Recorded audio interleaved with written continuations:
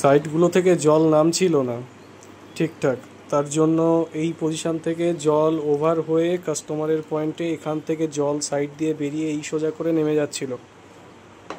সেটার জন্য এই জায়গাটা কভার দেয়া ছিল না, আমি কভার করে দিয়েছি, আপাতত জল বার হচ্ছে না।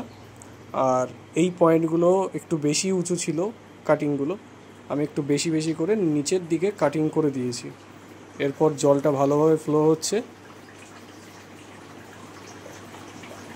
এই জায়গাগুলো ভালো করে ফ্লো হচ্ছিল না আগে, জল সব ওভার হয়ে এই পজিশান থেকে বেরিয়ে আসছিল, এই জায়গা থেকে এই পয়েন্ট থেকে জল বার হয়ে যাচ্ছিল।